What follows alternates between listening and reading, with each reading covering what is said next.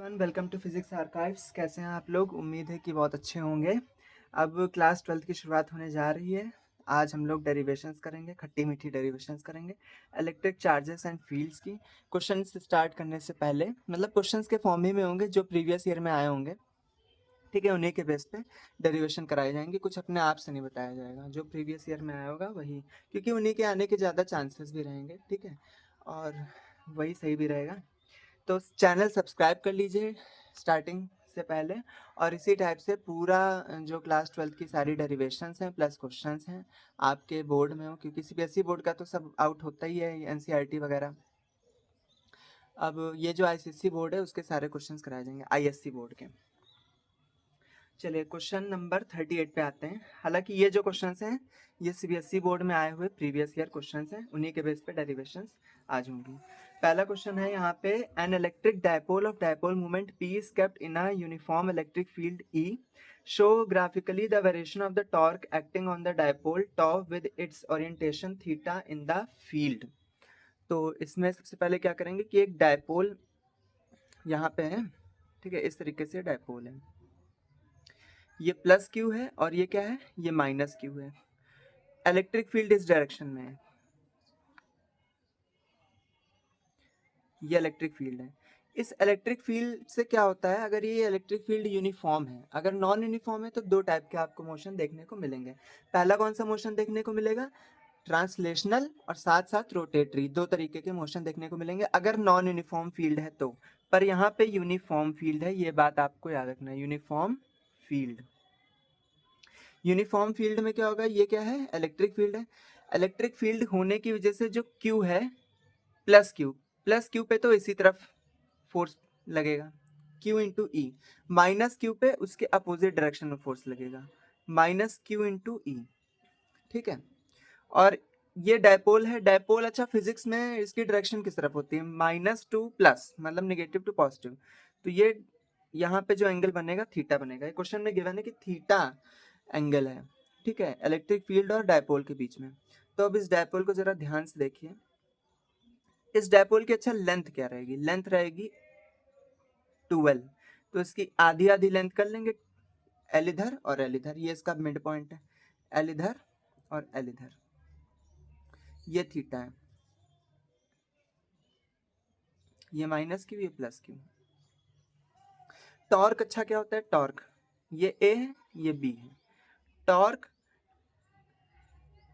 Acting on A, on A is equal to force multiply by perpendicular distance. Perpendicular distance, ये perpendicular distance क्या होती है, perpendicular distance जो भी pivot point है, पाइवट पॉइंट मतलब कि वो पॉइंट, यहाँ पे तो ये जो पाइवट पॉइंट है ये मिड पॉइंट है, ठीक है। लेकिन पाइवट पॉइंट होता क्या है, पाइवट पॉइंट होता है जहाँ पे कोई भी रोटेशनल मोशन नहीं हो रहा होता है, ठीक है, जैसे सेंटर इसका, ठीक। तो यहाँ से जहां पे भी फोर्स लग रहा है, फोर्स तो इस डायरेक्शन में लग रहा है, फोर्स इस डायरेक्शन में लग रहा है इस तरह से, और फोर्स की क्या वैल्यू है, क्यू इंटू ई वैल्यू है।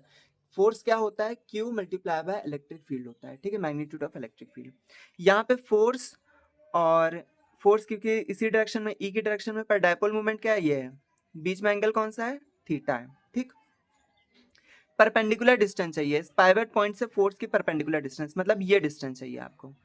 तो आपको कुछ याद आ रहा होगा 11th क्लास के फर्स्ट सेकंड चैप्टर में ही बताते हैं कि कैसे किसी भी क्वांटिटी को दो कंपोनेंट्स में ब्रेक किया जाता है। जैसे ये L है, तो L में ये वाला जो कंपोनेंट होगा ये L cos थीटा होगा, क्योंकि ये थीटा से जुड़ा हुआ कंपोनेंट है, ठीक है। और ये जो थीटा से जुड़ा हुआ कंपोनेंट नहीं, थीटा के सामने वाला कंपोनेंट है, वो क्या हो जाएगा, L sin थीटा हो जाएगा। तो हमें क्योंकि परपेंडिकुलर डिस्टेंस लेनी है, तो फिर यहाँ पे हम लोग क्या लेंगे, L sin थीटा लेंगे।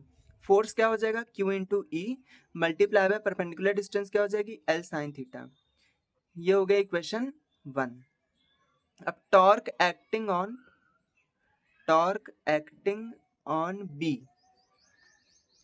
बी पे कितना टॉर्क लगेगा, ये भी वही चीज है, मल्टीप्लाई बाय परपेंडिकुलर डिस्टेंस, तो Q इंटू ई, इस पे भी वही हाल है, ठीक है, क्योंकि ये डिस्टेंस यहाँ पे भी बराबर रहेगी, तो फिर क्यू ई परपेंडिकुलर डिस्टेंस। अच्छा यहाँ पे तो माइनस क्यों होना चाहिए, पर यहाँ नहीं लिखेंगे माइनस क्यों, ऐसा इसलिए क्योंकि ये जो यहाँ पे टॉर्क की बात हो रही है, फोर्स की बात नहीं हो रही है। टॉर्क अलग होता है, टॉर्क का जो लेना देना होता है एंटी क्लॉकवाइज और क्लॉकवाइज इस टाइप से लेना देना होता है। फोर्स की कई सारी डायरेक्शन होती है, टॉर्क में तो दो ही हैं। ठीक है, दोनों ही जो टॉर्क्स हैं ये किस टाइप के मोशन को कंट्रीब्यूट कर रहे हैं, ये दोनों ही क्लॉकवाइज मोशन को कंट्रीब्यूट कर रहे हैं। ठीक है, अच्छा यहाँ पे भी वही चीज लिखनी है, Q E L sine theta. तो यहाँ पे नेट टॉर्क क्या हो जाएगा, नेट टॉर्क इन दोनों का सम हो जाएगा 1 और 2 को ऐड करके, ऐड इक्वेशन 1 और 2। तो यहाँ पे 2 Q E L sine theta हो जाएगा। अब ध्यान से देखिए 2 इंटू क्यू इंटू एल क्या होता है, पी होता है, तो पी ई साइन थीटा, ये तो क्रॉस प्रोडक्ट का वही फॉर्मूला बन गया। तो P vector cross E vector, ये आपका नेट टॉर्क का फॉर्मूला होता है। उम्मीद है कि आपको ये डेरिवेशन समझ में आ गई होगी। अच्छा आगे क्या पूछा है कि ग्राफिकली शो करना है टॉर्क एक्टिंग ग्राफ इसका कैसे बनाएंगे। देखिए ये क्या है, साइन थीटा है, तो इसका ग्राफ कुछ इस तरीके से बनेगा। साइन थीटा की मैक्सिमम वैल्यू क्या होती है, 1 होती है। ठीक है, तो अगर साइन थीटा की जगह 1 पुट करेंगे तो क्या आ जाएगा, पी आ जाएगा। इस तरीके से पहले तो ग्राफ होगा। मैक्सिमम मिनिमम क्या हो जाएगा, माइनस क्यू ई, और यहाँ पे मैक्सिमम क्यू ई। ठीक है, इस जगह पे जीरो होगा। जब एंगल जीरो होगा तो ये भी जीरो हो जाएगा। जब एंगल पाई बाय 2 होगा तो मैक्सिमम, जब एंगल क्या हो जाएगा 270 तो मिनिमम, फिर जब एंगल 2 पाई होगा तो फिर मैक्सिमम। ये इस तरीके से चलता रहेगा। ये आपका ग्राफ हो गया। फिर आगे क्या बोला है, find the orientation in which the torque is maximum. तो मैक्सिमम टॉर्क कब आता है, मैक्सिमम टॉर्क, देखिए मैक्सिमम टॉर्क तब आ सकता है जब थीटा क्या होगा, थीटा 90 डिग्री होगा, तब साइन थीटा क्या हो जाएगा, 1 हो जाएगा। तो यहाँ पे ये आंसर हो जाएगा। मिनिमम टॉर्क कब आएगा, मिनिमम टॉर्क के लिए थीटा क्या होना चाहिए, 0, क्योंकि अगर साइन थीटा 0 हो जाएगा तो फिर ये पूरा ओवरऑल भी 0 हो जाएगा। तो यहाँ पे हो जाएगा 0 डिग्री। चलिए हम नेक्स्ट डेरिवेशन पे आते हैं। बाकी ये जो क्वेश्चंस हैं थर्ड, ये जो नेक्स्ट हैं यहाँ पे डिराइव द एक्सप्रेशन और डिराइव एन एक्सप्रेशन, ये जितने भी हैं सब टॉर्क से रिलेटेड है। इस टाइप से भी आंसर आ सकता है। अच्छा एक और चीज थी कि स्टेबल और अनस्टेबल कैसे पता कर सकते हैं। ठीक है, एक दो क्वेश्चन में ये भी बताया जाएगा। तो स्टेबल की जो कंडीशन होती है, स्टेबल और अनस्टेबल। स्टेबल के लिए जो आपका थीटा होना चाहिए वो 0 डिग्री होना चाहिए। अनस्टेबल के लिए जो थीटा होना चाहिए, मतलब उन दोनों के बीच का एंगल, इलेक्ट्रिक फील्ड और डायपोल के बीच का एंगल, वो आपका 180 डिग्रीज होना चाहिए। बस इससे बाहर टॉर्क में कुछ भी नहीं पूछा जाएगा, चाहे जो हो। है question, derive an expression for the electric field due to a dipole of a dipole moment P. Dipole moment P दिया गया। अच्छा डायपोल मोमेंट होता क्या है, डायपोल मोमेंट होता है जो भी यहाँ पे चार्ज, जैसे ये पूरी लेंथ है, ठीक है, दो चार्जेस हैं प्लस क्यू माइनस क्यू, तो उनमें से कोई एक ही चार्ज का मैग्नीट्यूड लिया जाएगा मल्टीप्लाई बाय जो भी इन दोनों के बीच की डिस्टेंस है। यहाँ पे हम लोग इसकी डिस्टेंस को 12 लेंगे, तो आधा ये एल हो जाएगा और आधा ये एल हो जाएगा। ठीक है, तो इंटू 12 ले लेंगे, तो यहाँ पे 2QL आपका it is the dipole moment. ठीक है, नेक्स्ट इसमें क्या बोला गया है कि electric field on the perpendicular bisector, इसको परपेंडिकुलर बाइसेक्टर भी बोलते हैं या इक्वेटोरियल पोजीशन भी बोलते हैं। इक्वेटोरियल पोजीशन, इसको याद रखिएगा, ये मस्ट है। या तो परपेंडिकुलर बाइसेक्टर बोलेंगे, परपेंडिकुलर बाइसेक्टर तो समझ जाएंगे आप लोग, इक्वेटोरियल पोजीशन भी आप समझ जाएंगे आप लोग क्या होता है। तो पी पॉइंट पे आपको क्या निकालना पड़ेगा, आपको यहाँ पे इलेक्ट्रिक फील्ड निकालना है इस क्वेश्चन के अकॉर्डिंग। ये भी पिछले साल आया हुआ है, 2019 में आया हुआ है। ठीक है, तो अब इससे रिलेटेड क्वेश्चंस करते हैं। यहाँ इसको ड्राइव ही करना है।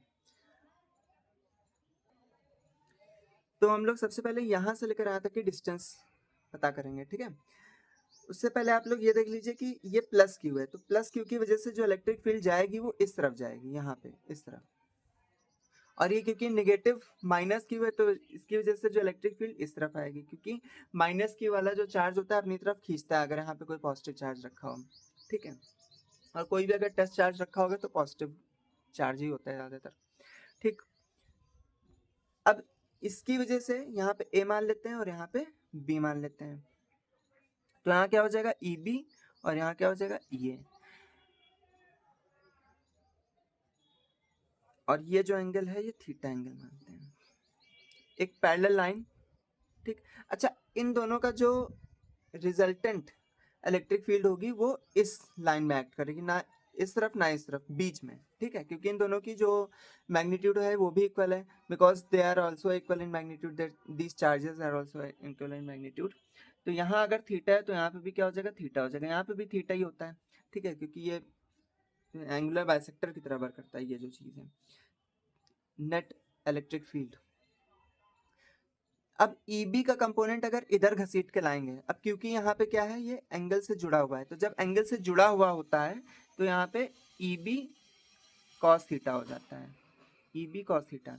और साथ ही साथ EA को भी इधर घसीट के लाना है, इसका ये वाला कंपोनेंट, ये वाला कंपोनेंट हमें लेना है, तो ये क्या हो जाएगा, EA cos थीटा। अब यहाँ पे निकालेंगे हम लोग EA और EB की वैल्यूज, ठीक है।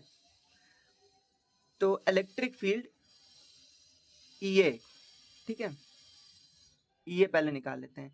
इलेक्ट्रिक फील्ड का फॉर्मूला क्या होता है, 1/4πε0। अगर थोड़ा सा शोर आपको लग रहा हो तो फिर इसको थोड़ा इग्नोर करिएगा। 1/4πε0, जो भी चार्ज है, जैसे यहाँ पे -Q है तो यहाँ पे Q लेंगे, ठीक है। नेगेटिव या पॉजिटिव यहाँ पे मत देखिए, क्योंकि ओवरऑल फिर हम लोग डायरेक्शन यहाँ पे निकाल ही देंगे, ठीक है। नेगेटिव पॉजिटिव का कोई मतलब नहीं है, सिर्फ डायरेक्शन से मतलब है।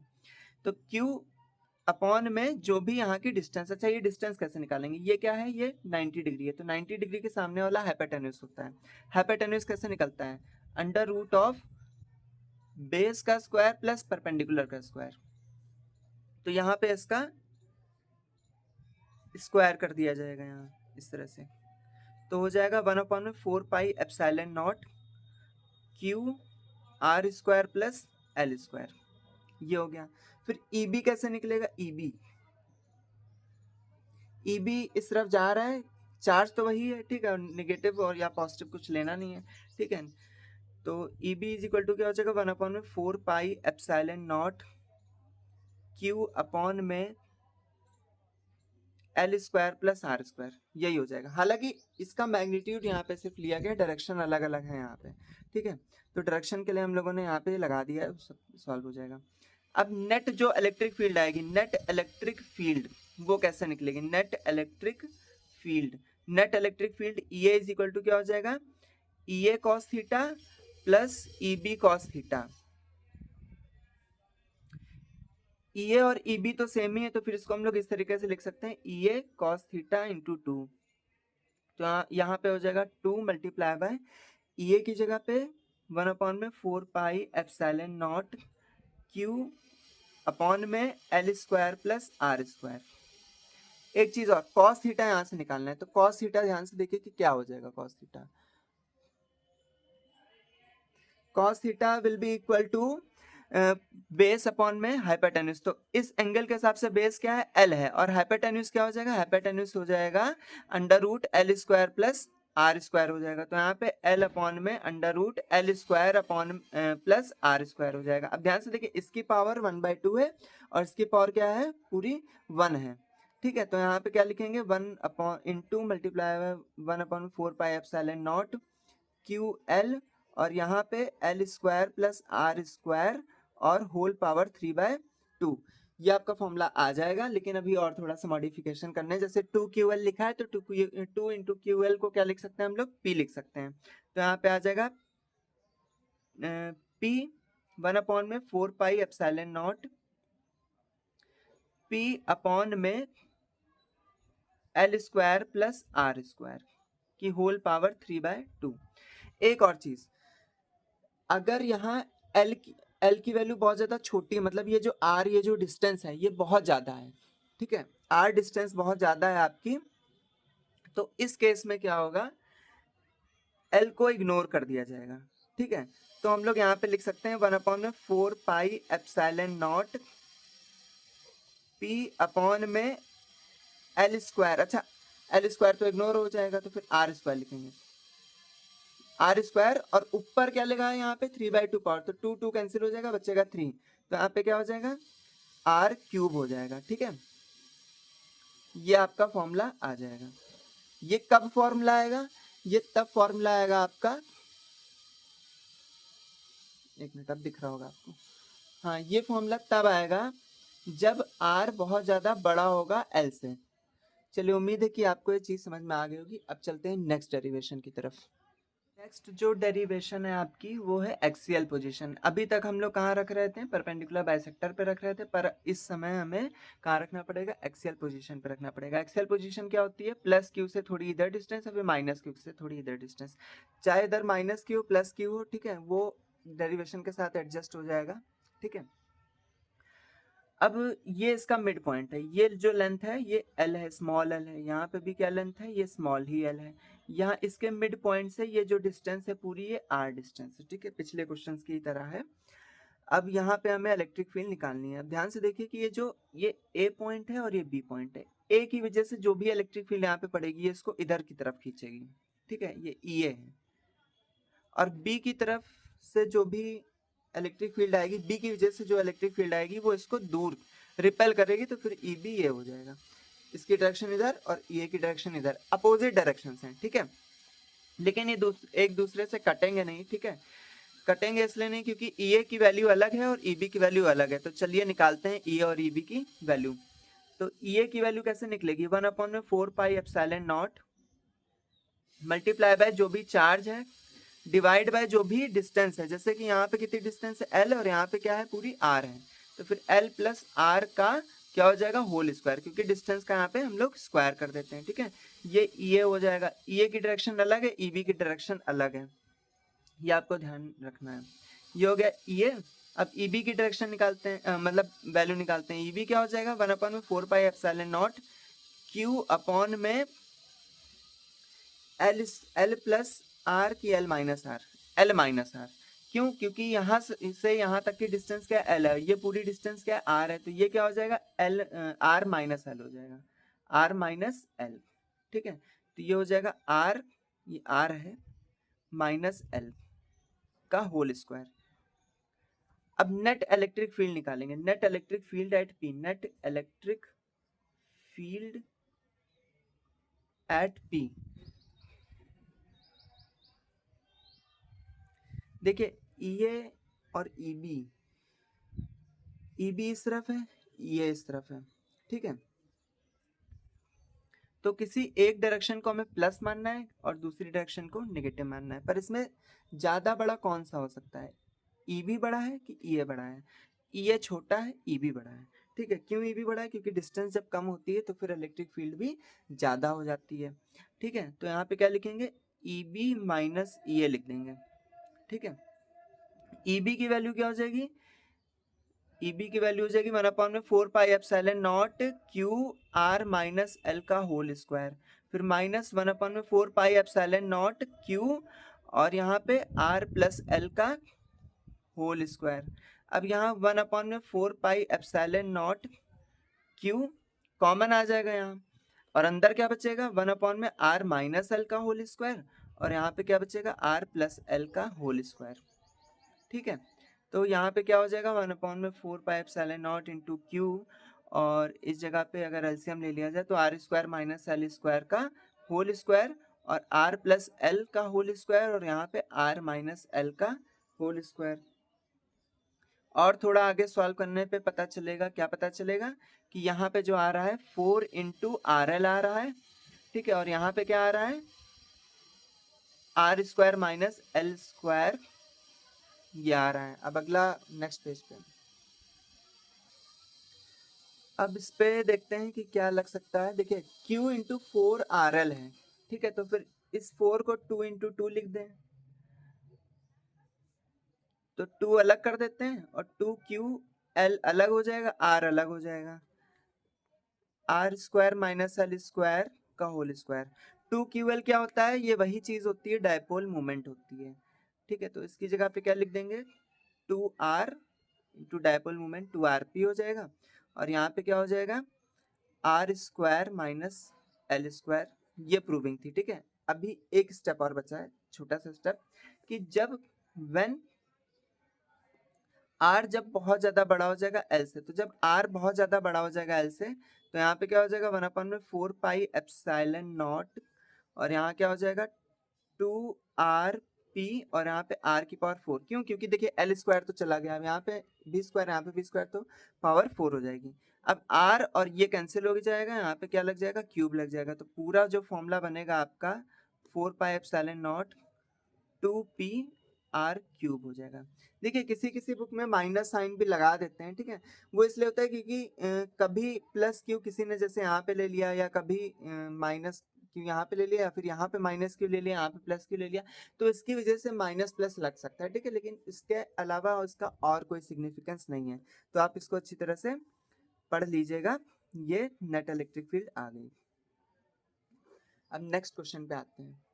नेक्स्ट क्वेश्चन जो बोल रहा है, अ थिन सर्कुलर रिंग, एक पतली सी सर्कुलर रिंग है, of radius r is charged uniformly so that it's linear charge density becomes lambda. Derive an expression for the electric field at a point p at a distance x from its centre along the axis of the ring. Hence prove that a large distance x is very much greater than r. The ring behaves like a point charge. Okay. इस question के according एक ring है, ring का जो आपका जो charge, linear charge density जो बोलते हैं, लीनियर चार्ज डेंसिटी क्या होती है कि जितना भी इसके अंदर चार्ज है, ठीक है, डिवाइड बाय जो भी इसकी लेंथ है। लेंथ क्या होगी, क्योंकि रेडियस स्मॉल आर है तो 2πr हो जाएगा, वही लैम्डा है, ठीक है, ये आपका दिया गया है इतना। अब इसी के टर्म्स में हमें कहीं ना कहीं आंसर देना पड़ेगा, क्योंकि इसमें शायद चार्ज क्यू की बात नहीं करी गई है, चार्ज क्यू की बात मतलब इसमें अभी नहीं करी गई है। तो इसको करते हैं। सबसे पहले देखिए एक पी पॉइंट है, पी पॉइंट पे ही हमें पूरा उसकी इलेक्ट्रिक फील्ड बतानी है। इस क्यू पूरे मतलब ये जो चार्ज है, चार्ज्ड रिंग, तो इसकी वजह से यहाँ पे हमें बतानी, तो इसके लिए क्या करना पड़ेगा, हमें एक छोटा सा चार्ज लेना पड़ेगा यहाँ पे, छोटा सा डी क्यू जिसको बोलेंगे, ठीक है। अब डी क्यू की वजह से इस जगह पे, क्योंकि इसकी जो फील्ड है ये इस लाइन से होते हुए इस जगह पे जाएगी, डी इलेक्ट्रिक फील्ड आएगी। इसी तरह यहाँ पे कई सारे डी क्यू हैं, ठीक है, उन सभी की वजह से यहाँ पे, जैसे यहाँ पे भी एक डी क्यू है, तो इसकी वजह से यहाँ पे डी आएगा।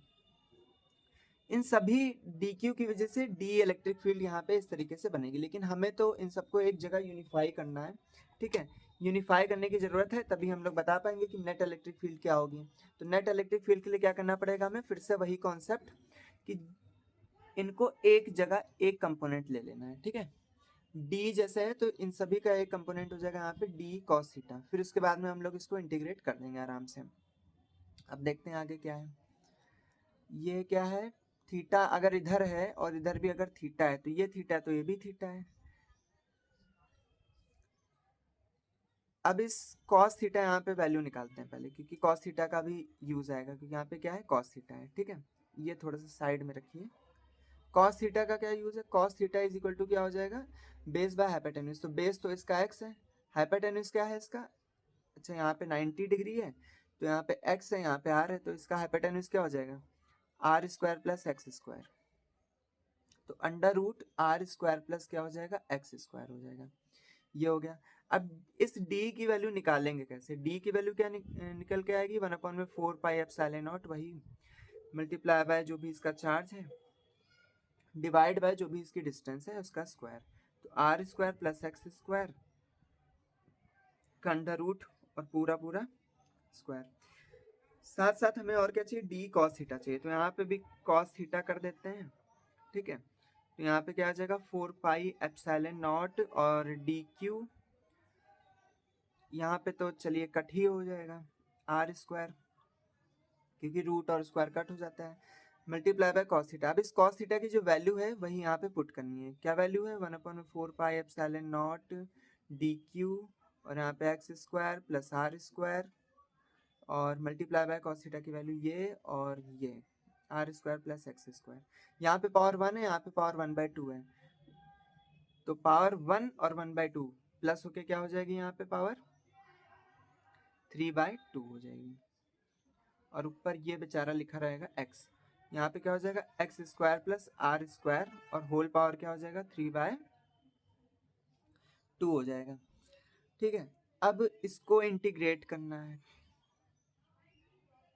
डी कॉस थीटा को, यहाँ पे ये और ये पूरा इंटीग्रेट करना है। ध्यान से देखें, डी कॉस थीटा को इंटीग्रेट करने का मतलब है कि नेट फील्ड ही आ जाएगी, ठीक है।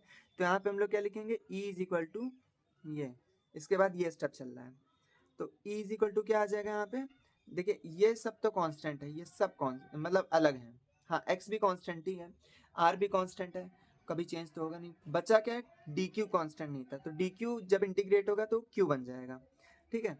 तो यहाँ पे क्या आ जाएगा, 1 में 4 pi epsilon naught into x और अपॉन में x square plus R square और होल पावर 3/2, और यहाँ पे क्या हो जाएगा, मल्टीप्लाई में क्यू हो जाएगा। अब नेक्स्ट स्टेप इसमें जो बोला गया है आपका कि x जो है, यहाँ तक तो चलिए हो गया। नेक्स्ट जो इसमें बोला गया है कि x is very very great than r, तो उस केस में इस r की तो छुट्टी हो गई, गया ये, केवल x बचा। तो यहाँ पे क्या हो जाएगा, E इज इक्वल टू 1 में 4 pi epsilon not x upon में r तो गया, यहाँ पे क्या बचेगा, एक्स स्क्वायर मल्टीप्लाई बाय ये 3/2, ठीक है। और यहाँ पे एक चार्ज लगा रहेगा, तो 1 में 4 पाई, ये देखिए ये और ये कैंसिल, यहाँ पे क्यूब हो गया, क्यूब से फिर स्क्वायर हो जाएगा क्योंकि ऊपर वाला x गया, ठीक। यहाँ पे 3 लिखा है,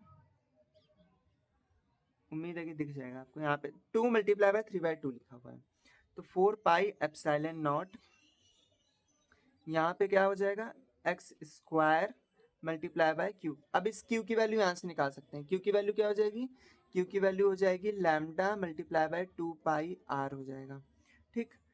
तो अगले स्टेप में हम लोग क्या लिखेंगे, अगले स्टेप में यहाँ पे हो जाएगा 4 pi epsilon not Q, Q की जगह पे अभी 1 मिनट रुकिए, लिखते हैं यहाँ पे लैम्डा 2 पाई आर। तो नेक्स्ट स्टेप हो जाएगा इसका, E इज इक्वल टू 1 में 4 pi epsilon naught, 4 pi epsilon not